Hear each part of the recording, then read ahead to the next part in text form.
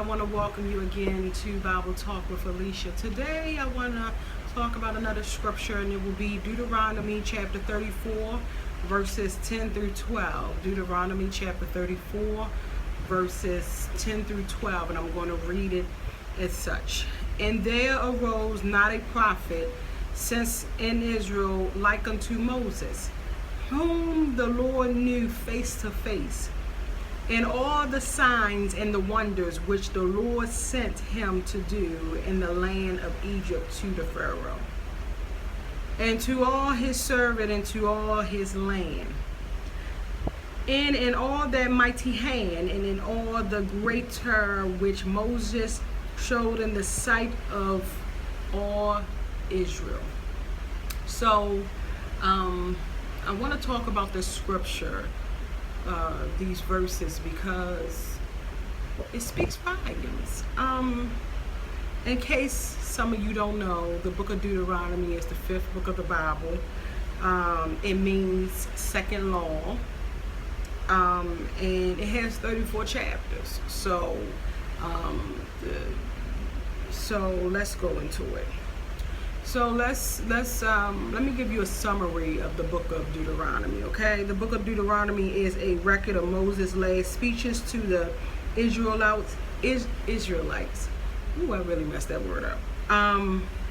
Now Moses gave the people pretty much a history lesson of what took place in Egypt and what God has done for them.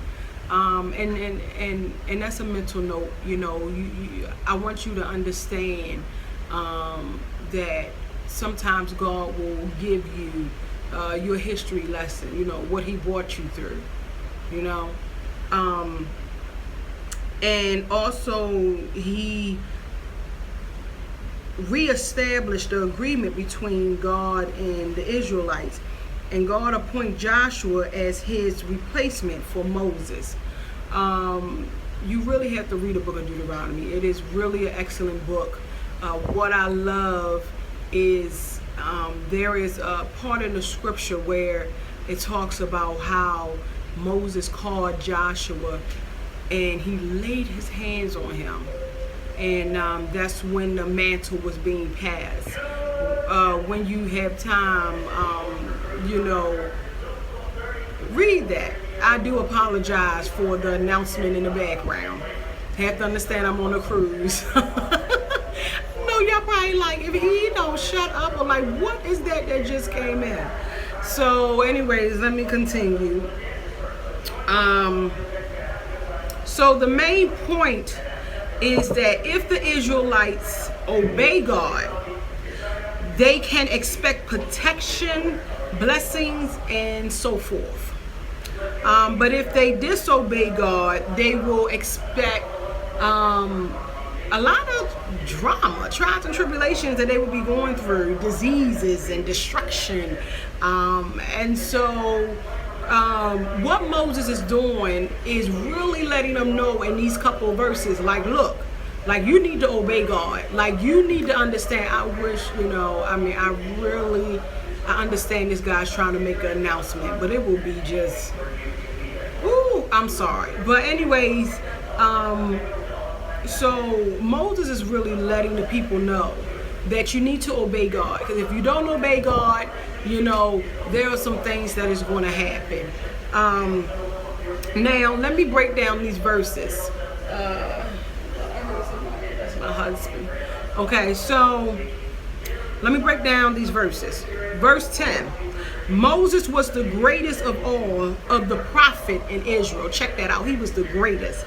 And Moses is well received, approved as first in the line of prophets, and for the intimacy of his relationship with God. See, what people have to realize is that Moses had an intimate relationship with the Lord. And what I mean by intimate is that it said in the scripture, it said, it was actually verse 10.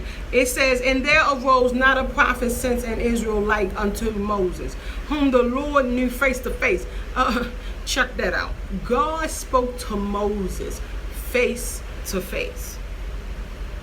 Okay, so they had a relationship. And that's what people nowadays, that's what you need to be working on. An intimate relationship with the Lord. So for God be speaking to you face to face. Anyway, I digress. So let me go back into it. So many times Moses was face to face with God, whom was also invisible, in an invisible form. Now let's go to verse 11.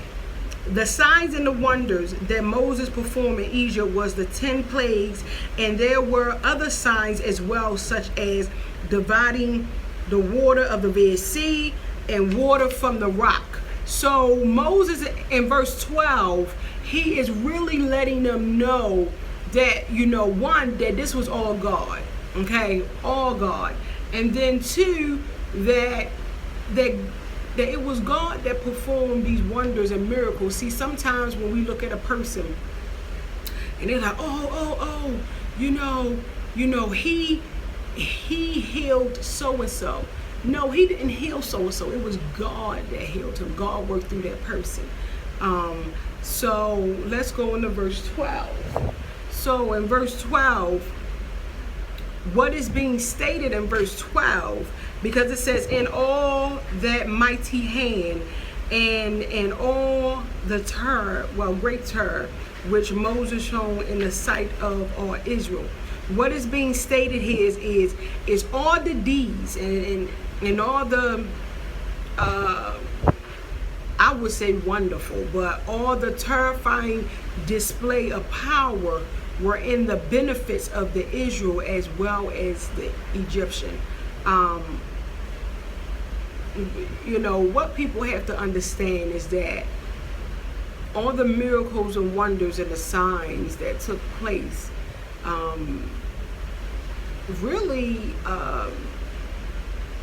God was displaying his power. He was letting Israel and the Israelites, Israel and the Egyptians know his power.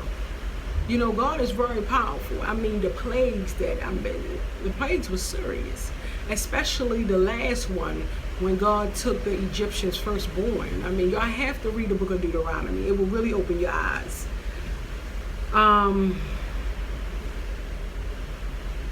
And one thing that I would say is in verse 12, it also lets you know that God had to perform miracles and signs and wonders time and time again, because really, if you think about it, that's just like us. God have to not God have to though, but we need to see time and time again that we are under the care of the Lord,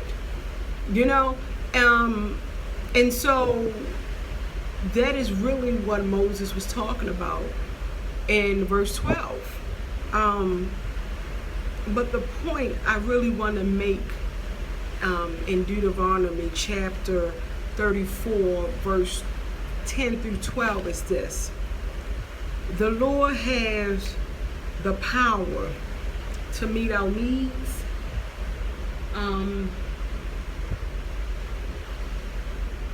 God just has all power. He is almighty. He really delivered the Israel people, the Israelites people. He really did. He spoke to Moses face to face. And let me go back for a minute, because I feel like that I'm getting off track. Okay. The reason why Moses was giving them a history lesson is because this was a whole new generation. Okay.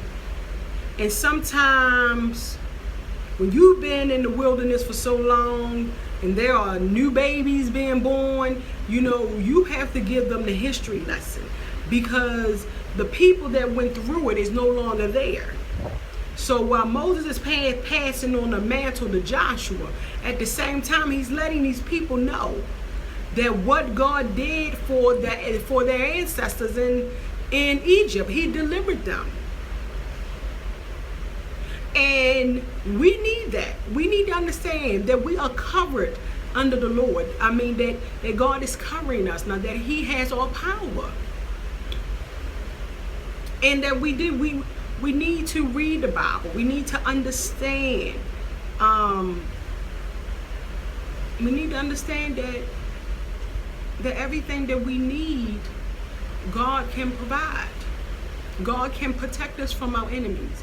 God can deliver us from the quote-unquote Egyptians, or deliver us from the wilderness, you know.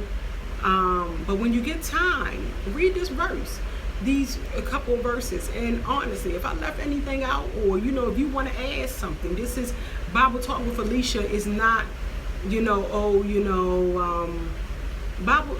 Bible Talk with Alicia is really a conversation. I want to open up a conversation with other people about the Bible, you know, about their thoughts, what they think about what this scripture mean, or what these couple of verses mean. So, you know, if I miss anything, if I left anything out, you know, just put in the comment box below. This is really not about debating about the Bible.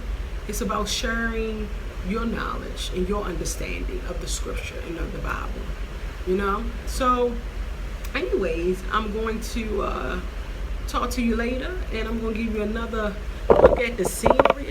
Look, this scenery is just wow. I'm actually on the balcony, and it's just so beautiful. It really is. Just look at it.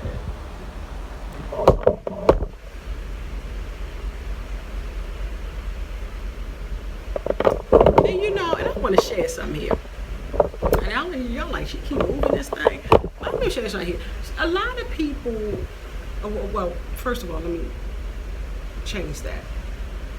So I'm on a cruise with, you know, family and friends, and we was talking about, you know, people, you know, sitting out on the balcony and everything, and people were saying how scared they are, and you know, the stand out on the balcony, you know, they get motion sickness and everything. But I love to stand out here on the balcony. I think it's beautiful. I mean, really, when you look out and you don't see, look, you don't see nothing, no houses, no trees, no nothing. All you see is the ocean and the clouds in the sky. I think it's beautiful. It really, my appreciation for God creation, you know, just increase, you know. It's beautiful. It really is. It's just beautiful. You know, God created everything, and I find it beautiful how, you know, I can be on a ship like this, and when I look out, you know, I don't see nothing but water, you know. So anyways, I digress. Talk to you later. Bye.